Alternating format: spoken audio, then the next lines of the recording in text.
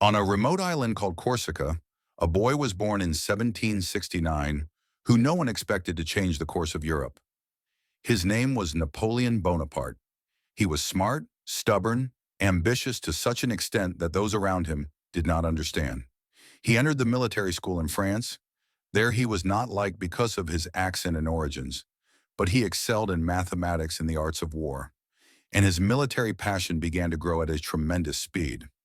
At a time when the French Revolution was raging, the kings were being executed, the country was boiling, Napoleon found his chance. He showed courage and cunning in suppressing internal rebellions and leading the armies of the revolution, so his name quickly began to shine. After impressive victories in Italy and Egypt, he returned to Paris as a folk hero, not just a soldier. In 1799, taking advantage of the political chaos, he led a coup that made him the de facto ruler of France, and then, almost immediately, declared himself emperor in 1804. Hence, the Napoleonic era began.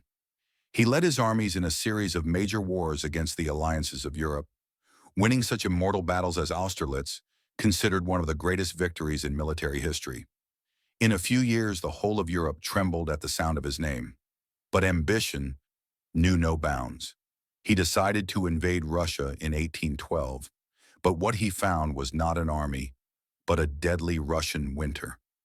He lost hundreds of thousands of his soldiers in the snow and returned broken.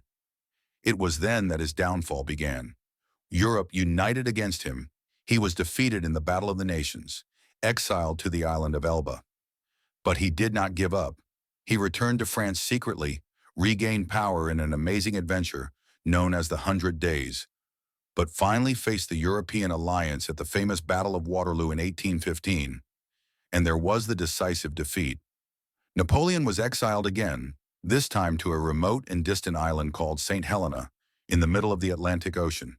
And there he sat alone reviewing his past, writing down his diary, until he died in 1821.